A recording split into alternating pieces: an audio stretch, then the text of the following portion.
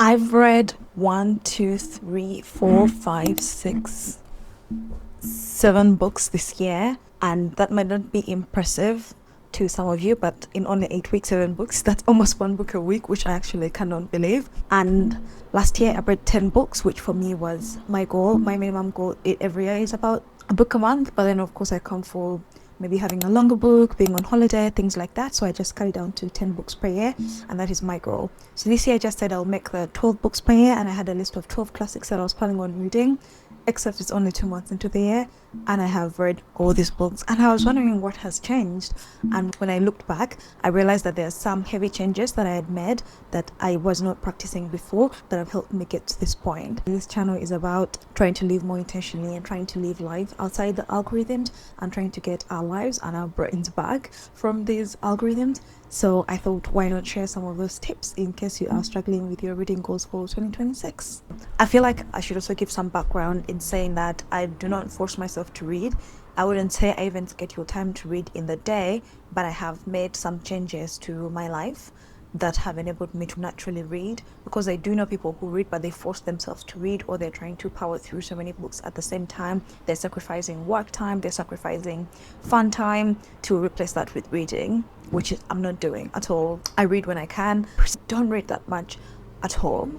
I read in the bath, I do that, and then also I do read sometimes in the morning when I've just woken up, but rarely before bed, and rarely do I have a scheduled daily reading. Like, I can't go maybe 5 days without touching a book, without even seeing where the books are. And I know most people are like me, because most reading content creators really love reading and are obsessed with reading.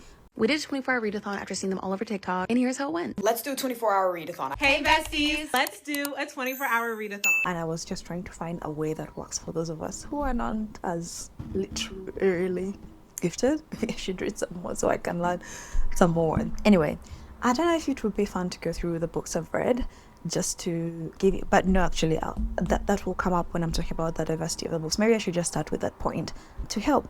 So yeah, point number one is, before I used to read one book at a time, which you can still do if that's what you prefer. But the issue with that is that if I went into a rut where maybe the book was not moving, I read Crime and Punishment. Have you read that book? Depending on the edition you read. But as you can see, the one I read is thick and the letters are skinny. So it was a really long read. So when I was reading it, it really felt like the book was not moving, and I actually did go into a bit of a rut at the beginning of the year when I was doing this. And then what I did is I picked up something different. Now, normally I would not buy a new book before I finish one, but these are books that I had before, and then also if I'm like halfway through a book, I know I'm going to finish it, then I have no problem picking up a new book. Though usually I would not buy it new, maybe I would thrift it or get it on Vinted.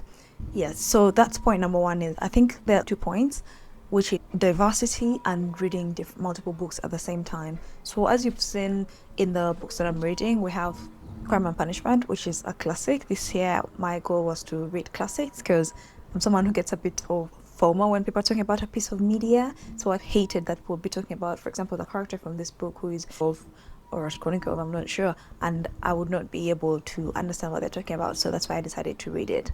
I'll be doing a video on this, by the way. This one is called Palaces for the People, which another reason I started this channel actually is talking about how people are no longer hanging out together. Like, we don't have a social life anymore, and it talks about why. Love it. This is a Japanese thriller. So good, highly recommend. I'm not sure if I can make a video about a fiction book, so I'm not really sure. This is The Artist's Way, which I'm sure you've all heard of. So I've read the book, but I've not done the exercises, but I'm going to redo it and then try to do the exercises. I'm not sure if they'll help me much.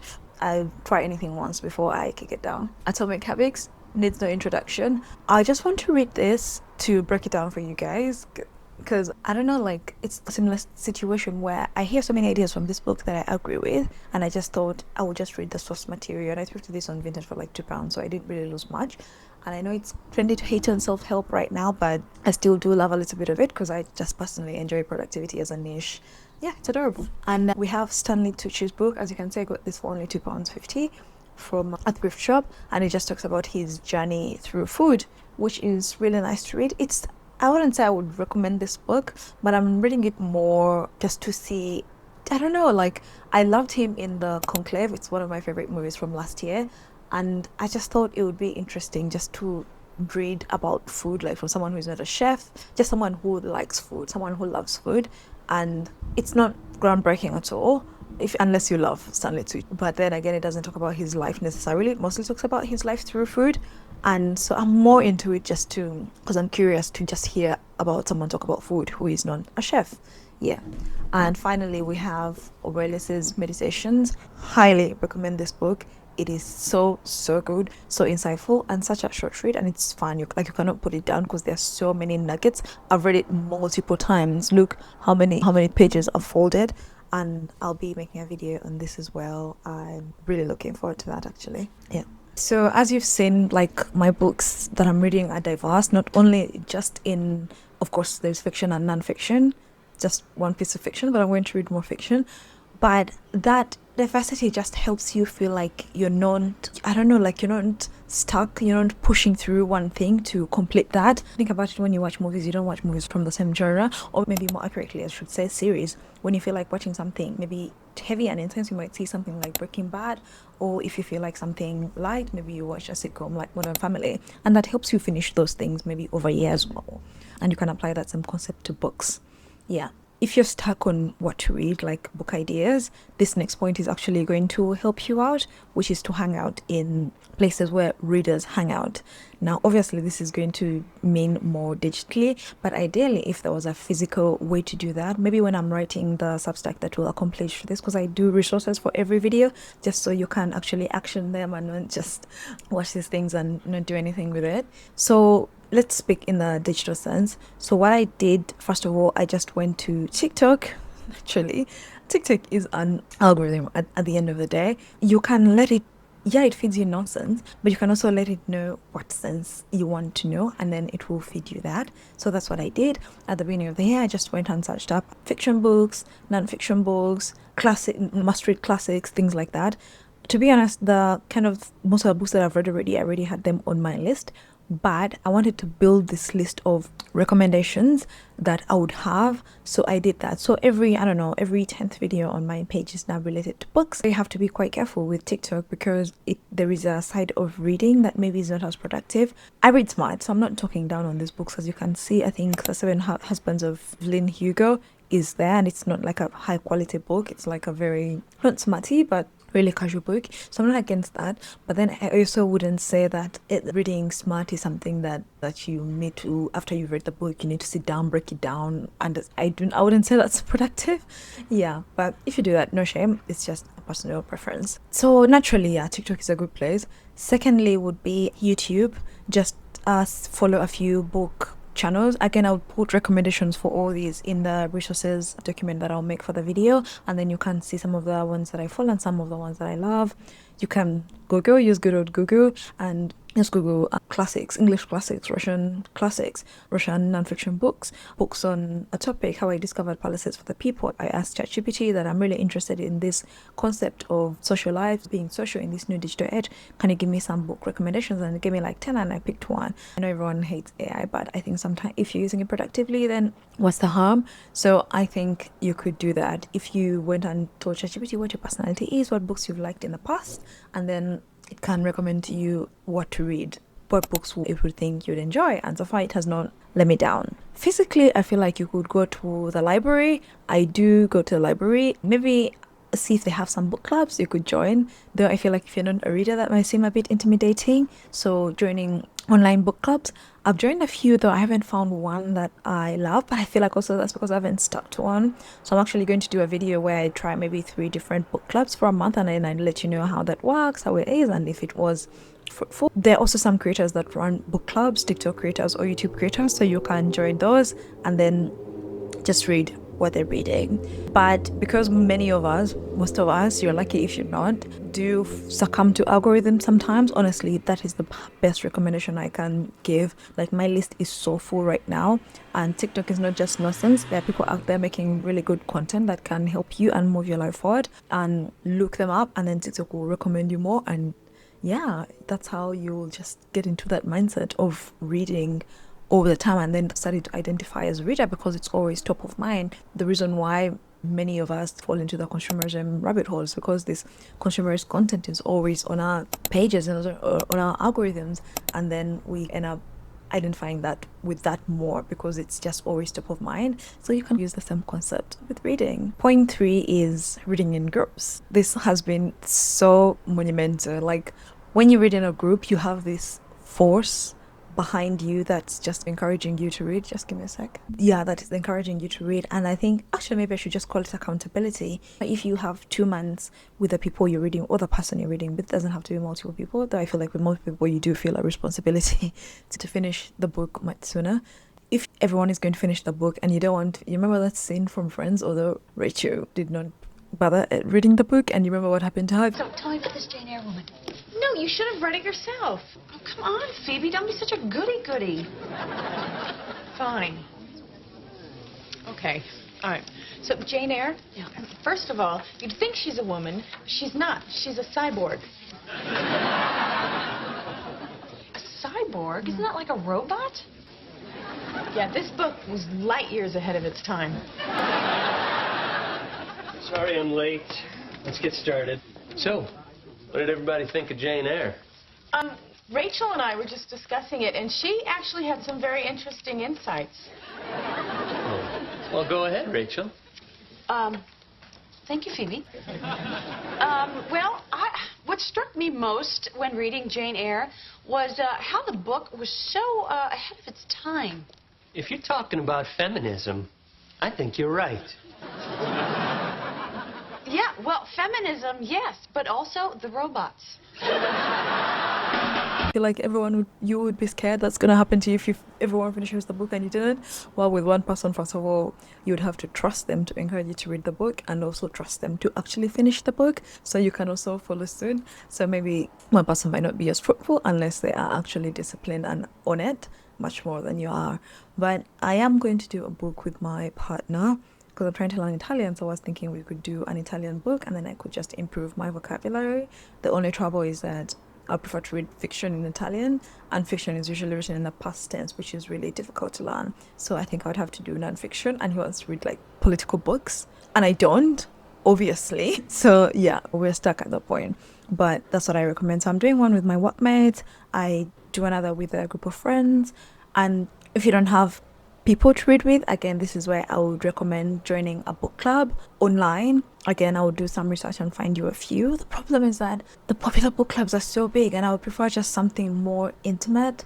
That's the trouble. So maybe finding a creator with a book club would actually be the best approach, and then you would see what they're reading that month and then see if it aligns with you. I guess that's the other trouble with joining an online book club, is that you would have to just read whatever it is they're reading. But I have another trick for people for whom none of these options might work, and that is, even though you're not in a book club, when you can go to a space where people, for example, maybe Reddit, like if you went into that subreddit where people are not necessarily reading that book, but right before reading the book, you could have a look at what people think, of course these are classics, so there are going to be spoilers in there, but I don't know, with some of these books I don't think it matters as much. If a book stands the test of time for 200 years, I think there is more to it than the twist or whatever it is, and you can still enjoy the book. So I do that quite often. Like I'll go on Goodreads, and then I'll go on Reddit, I'll go TikTok sometimes, just search up the name of the book. I did Search of Crime and Punishment on TikTok, I remember.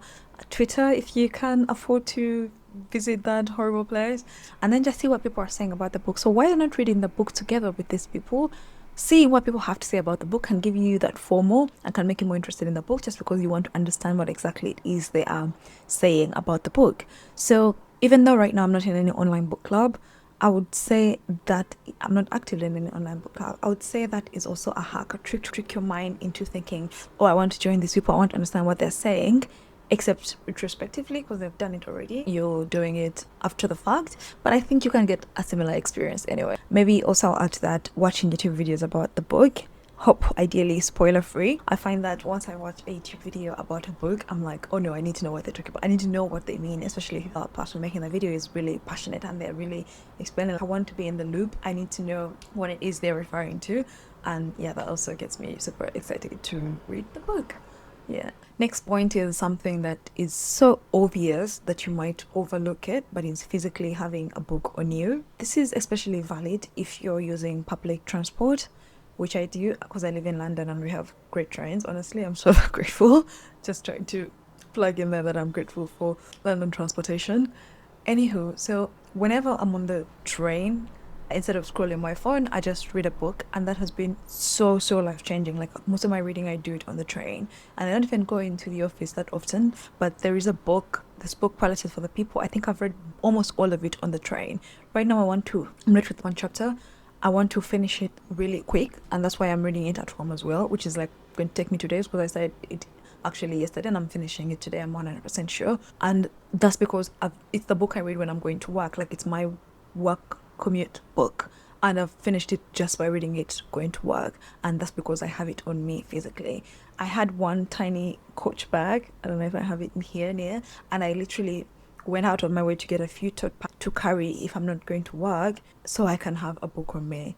Now I'm looking for an actual leather bag, but it's so hard to find a cute bag that I can go out with like in the evening or at night that also fits a book. As you can see, some books are pretty big and I'm really stuck. So if you have any ideas or recommendations, I would really appreciate them, because your girl is really struggling. Like I've looked on Vinted, I was even like, I'm happy to spend up to £500 like for a really good leather bag, and I cannot find any options of good bags, which is not great. Yeah. And if you drive, I would highly recommend audiobooks if you don't mind them. I personally don't like audiobooks because my whole shtick with reading is that I want to be away from gadgets. But if that's not something you mind, also you can use it as a combination of the two. You can, for example, do chapter 1 when you're driving home and listen to it, and then continue with chapter 2 as a physical copy. Of course, this means you would have to buy both, which would be expensive. But I guess you would have Audible anyway if you don't mind audiobooks. And you can use your free book per month, which they give you. Yeah, this would have to be expensive, unfortunately, but I guess it's a small price to pay to just wake our brains up from brain rot. I think it's totally worth it. I'm not sure what the price of Audible is. Maybe I'll put it here. Yeah, so if you really don't mind, if that doesn't bother you to do audiobooks, I would suggest you do that if you have to drive places and you cannot physically read. Good, I hope you're not physically reading while driving. Thankfully, it would be too complicated. Not as easy as scrolling on your phone. This is something I've not personally tried, but I'm just giving it as an alternative to use your commuting time to squeeze in some reading. Also, maybe if you start the book, it might give you suspense, so you'll want to finish the book when you're home if you do have the physical copy. And I know there are alternative methods of getting audiobooks, but for legal reasons, obviously, I cannot recommend them. And also because books are, I wouldn't say dying, they're actually making a comeback. But if someone wrote a book, I would really prefer to support them. But I guess sometimes when you buy the book directly from the author, you can get the audiobook. You can get a deal where you get the audiobook and the physical book as a bundle. So maybe also look out for that and see if that can be an option for you. Finally, if you want to read more, set reading goals. As you can see, I did set a reading goal for 12 books per year, and I'm going to beat it like in Q1. So I think when you have goals, naturally, just in any other parts of life, like if you have fitness goals, you're just more likely to stick to your fitness routine because you have a target to hit. And I think you can apply that same concept to reading, though do not obsess too much about the goal. However, maybe at the beginning, actually, maybe you should. Maybe I should not expect you guys that you're just trying to get into reading and then you have this perfect routine that is not obsessive but is just invested enough. You know what? Sometimes maybe it's worth it to kill yourself a little bit to get to a point where you can control yourself, and then maybe that's where you can hold back a little. So maybe it's not the worst idea to be a little obsessive in the beginning about hitting that goal. You can set a goal in terms of books, so like I do, but you can also do pages. The thing is that I don't like to read when I'm not in the mood, so when I set goals for pages, I end up reading it and I feel like I'm forcing myself, which is what I don't want, because then it will make me hate reading. But you can do either. You can set goals for books, which is what I do, or you can set goals for pages. Actually, honestly, think pages is just more ideal, as it will encourage you to read more often and make it more of a habit. But books works for me, and yeah, so whatever works for you, just find what it is that works for you, and don't worry too much about the methods. The ends justify the means in this case. Yeah. And I also just wanted to add that a great way to set goals is to have something you get after you achieve said goal. So for me, obviously, my books are per year, so maybe a trip. But you could also do, before you scroll, you could read 10 pages. I remember when I read Michelle Obama's book, that's what I was doing. Before scrolling, I would read, is it 10 pages? The funny thing is that I would end up reading like 30 pages, because after I got into it, I'd be like, you know what, this is great, like I'm enjoying this, I'm loving this. And then I would end up actually not scrolling, so you're actually getting a 2-for-1 deal. You do read and then you don't scroll, so screen time goes down, reading time goes up, and you're winning. Like, you're getting smarter every day. Anyway, this was a short video because there is not that much to say. These are just tips that are not groundbreaking, but they've achieved results for me in 2 months, and I just thought I would share. And also, because I'm hanging out with people who read a lot, I notice a lot of them do this. They do read in groups, they do read in clubs, they do have books on them physically wherever they are, they do consume content about books. And it's like, oh, now that I've done it unintentionally and I've achieved the goals I had set for myself for the year, I'm like, obviously, when I look at the people who actually read quite a bit, I'm like, obviously that's how it works, and everything just makes sense now. There'll be a resources list for this on my Substack instead of repeating the whole video. Other than that, I hope you have a lovely day or night wherever you are watching this, and bye. See you next week, where I'll see what is my next video. Yeah, so I'll be giving you a trend of being your own algorithm.